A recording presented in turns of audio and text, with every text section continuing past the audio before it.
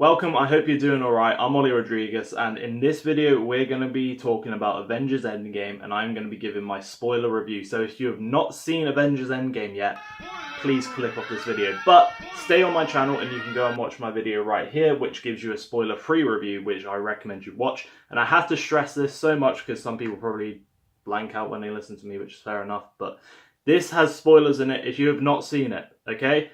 Cleared that out of the way, so if anyone's like, oh, you spoiled it for me, I gave you a warning, okay? I want you to tell me down in the comments below what your favourite scene in the movie was, what your favourite bit of the movie was, and how you thought the movie was overall. So go down in the comments below and comment that for me. And also, if you haven't already, subscribe and also leave a like on this video. Thank you very much. So the MCU has been one big journey so far, and every journey has an end. And I think the journey being the story is a great place to start. Avengers Endgame's story, it's a masterpiece. It is perfect, it is on the ball, it is magnificent.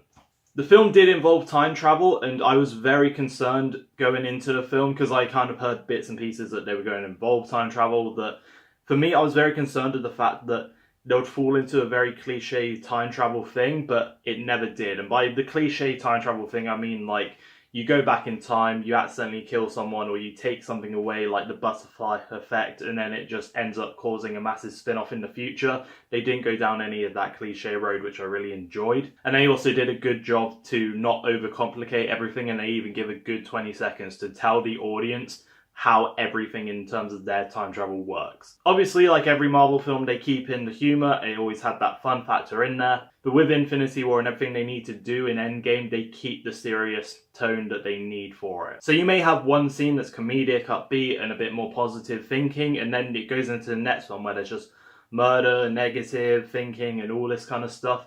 And then the next scene, you could just be crying your eyes out. Out of all the scenes I can pick to give an example of this, it's actually going to be where Ant-Man returns. And what I mean by this is, when he first returns, it's actually quite comedic, quite upbeat, because we go into the compound where all of Scott Lang's stuff is kept, and he's in the van and obviously in the quantum realm. But then, out of anything to happen, it's a rat that actually gets him out of the quantum realm, and that's obviously a very funny thing to happen. Then after that, we see Scott walking down a neighborhood that's completely abandoned and looks depressed and lost in where it is. And then he walks into the memoriam section, which I absolutely love that imagery and idea of all these memoriams having everyone's name, because that is something that would generally happen, which actually builds more into the world building. But going back to the example, it's you get there and then it's suddenly this intensity of, oh shit, this is literally probably everyone in just San Francisco who has gone missing. And then you get Scott Lang trying to find out if his daughter's name is on any of these, and it's just the intensity of the scene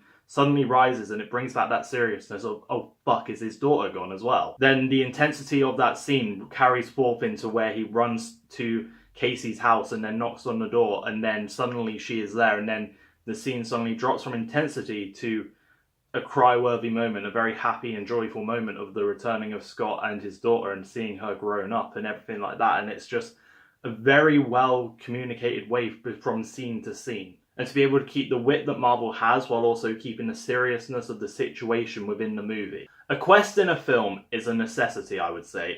It's the thing the story surrounds itself around. And the quest that Marvel could have gone with was the Avengers need to kill Thanos, and once they kill Thanos, the stones are there. And instantly, within the first 20 minutes, you get the Avengers piss off to Titan 2, find Thanos, just there in a t-shirt and just like some joggers pretty much. Then out of nowhere his arm gets cut off, they all surround him, pretty much hold him down like how they did before Peter Quill fucked that up. Interrogate him on where the Infinity Stones. He says he hasn't got them because he used them to destroy them all, which actually makes good motivation and good sense for him because he's completed his job, he doesn't need them anymore. And then Thor just swings for him and they say, why did you do that? I went for the head.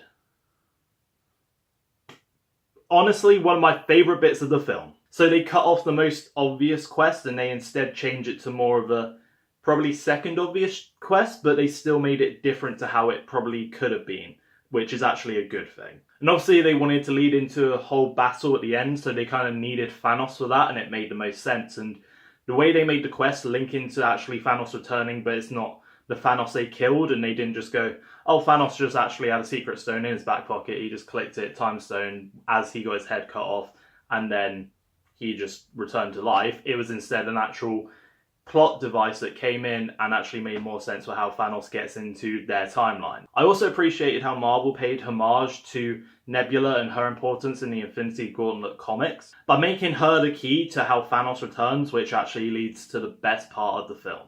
That being the third act, which was fantastic, but I'm going to get to that a bit later in this video. Everything in this film pays off what Marvel had set up in the previous films, pretty much. One example of that being Captain America picking up Mjolnir. Now, I haven't really been watching any reviews. I don't want this video to be swayed in my opinion or by what others are thinking, but one of the things I may, like in my own head, hear people saying is this film's too fan fiction. Because of everything they did, like Cap picking up Mjolnir, Thor having 2 hammers, Iron Man having the Infinity Gauntlet, all these moments that happened that are very much like only a fan could think of this, and it would only happen in like a fan fiction sort of thing, but they just brought it to the big screen. And to that I'd say, yes, it is a fan fiction in some sense. But that's not a bad thing. They are paying tribute to the fans who helped make those films happen, because without the fans, we would not have the MCU as it is. They are paying tribute to the fans by giving us moments we never thought we would see on the big screen, like Captain America versus Captain America. Captain America not just picking up Mjolnir, but using it several times over. Thor having 2 hammers. Iron Man having a gauntlet into his suit and having the Infinity Stones on it. So if anyone gives a criticism of Marvel turned this into a fanfic, you just got to say, yeah, they did, but they did it out of respect to the fans, and it actually made for some epic moments we never thought we would see on the big screen. Obviously, in this little bit of the video, I'm trying to talk about story, and I think if you're going to talk about story, you have to talk about the story of Steve Rogers and Tony Stark. Everything that Tony Stark did in the MCU was to prevent Thanos from doing what he did, and when Thanos did it, Tony Stark failed. And when he finds out he has the chance to undo all of that, he fights till his death to do it, which, as Pepper tells us, it means he can now rest easy knowing that he has completed what he needed to do. And his final line in the MCU is magnificent. That's not literally a line, but I'm just saying the line that he says is magnificent. I'm not even going to repeat it because of how it won't tell you how great that line is. If you've seen the movie, which obviously if you're watching this video now, you know what the line is. It is magnificent and a perfect send-off for Iron Man. Then there's Steve Rogers, who has just been waiting for the fight of his life. Because a fight is what he was made for, and a fight is the only thing that he has left to live for. And in Endgame, he gets the fight of his life, and he wins it. But thanks to time travel, he's given the opportunity to go back and live his life, which leads into the most emotional bit of the film, which made my girlfriend cry quite a bit, with Steve and Peggy having their dance. But before that dance, we obviously see him return as an old man, and he hands down the mantle of Captain America to Sam Wilson. And I think a lot of people were expecting it to be Bucky Barnes, but honestly, it makes more sense to me that it's Sam Wilson, because in a sense, I thought Steve Rogers looked up to Bucky in a way, and Bucky sort of took Steve under his wing, ironically, and then Steve sort of took Sam under his wing, so it makes more sense to hand the mantle of Captain America down towards Sam. Now, I've been recording for 27 minutes just talking about the story side of things, obviously just be edited down for you, but I'm going to now talk about the characters, and I'm just going to give a quick rundown of what I thought of them all and the important ones I think need to be talked about. The one main character I thought may have had the biggest WTF reaction would be Thor. But Chubby Thor is my spirit animal. I absolutely love him. But the reason he becomes the way he becomes in Endgame makes a lot of sense. In Infinity War, he loses. He loses everything to him. And his 2 goals after that are to kill Thanos and bring everyone back. But when they go to Titan 2 and Thanos says he's destroyed the Infinity Stones, that takes away one of his goals. The only goal he has left now is to kill Thanos, and he does it. And by him doing that, it means he doesn't have a purpose, which is why he goes to New Asgard and he just isolates himself and just eats, drinks, and plays fucking Fortnite out of all the things he could have done. But, you know, that's that. And just lives with Korg and Doug, which is... I kind of like that bit. Another character people may have a problem with is Hulk. I honestly liked it though, so I'm not really going to say much more about that. I liked what they did with Hulk before it worked well. Those are the 2 characters I think had the biggest change in impact, but there's obviously a third one, which to me is Hawkeye.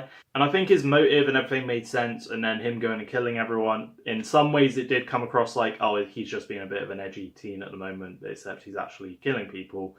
But I think it worked in a sense. I thought it really well worked, and Hawkeye I think is a great character. All the other characters, I'm just going to sum it all up in one big clump, which is basically they all had motives, they all had reasons, and everything that had been told in the past MCU made sense in terms of their morals and everything that they did in the film, and it emotionally collected me to the point I was crying with anything that happened to any of them. So this video is probably going on long enough, so I'm going to try and wrap it up a bit by having the kind of more fun side to talk about, which is my favourite scenes, and I'll just quickly list through them because this video is probably going on for way too long anyway. But my favourite scenes would have to be when they go back to Avengers Assemble. I absolutely love everything they show, especially the background kind of stuff that we didn't get to see in that film. I also really enjoyed Thor joining the Guardians of the Galaxy. I just thought that was a really good addition. That was something that I did actually predict myself. Thinking about it, there's just so much I can choose from, and I'll say the biggest and most favourite scenes of mine include the ones at the end, in that end battle sequence. Fucking incredible. Absolutely loved it. I love the imagery of Captain America being the solo soldier, the one last man ready to face Thanos and all of his army, and him just standing there being ready, and then you get Sam Wilson just say, "On your left," and then they all just come through and you see not just every hero, which I thought they were going to do just all the heroes, you see a whole fucking army ready to approach Thanos and just take him out, and it was an amazing scene. And within that scene as well, and everything that happens in that battle, has to be whenever Tony Stark or Spider-Man interacted, and it was that bit where Tony just hugs Peter, and it's just like, that's when my feelings I just had to let them go. So, a summary for this review: Avengers Endgame is a must-see film. It is a historic film in cinema. You have to see it. You cannot miss out on it. I'm not even going to bother with rating it because that won't even say how good it is. It is amazing. You have to see this film. If you haven't already and you've just spoiled the whole film for yourself, well done, but you still have to go and watch it because there's a lot I haven't said yet. So if you enjoyed this review, please go down in the comments and leave a like. I've been Ollie Rodriguez. If you want to hear like another review to this, or a video where I talk about like my favourite scenes a bit more in depth or stuff like that, or you want to just hear more about my opinions on Endgame, let me know in the comments below, and also tell me what your favourite scene was. Anyway, I've been Ollie Rodriguez. I'll see you in my next video. Peace out.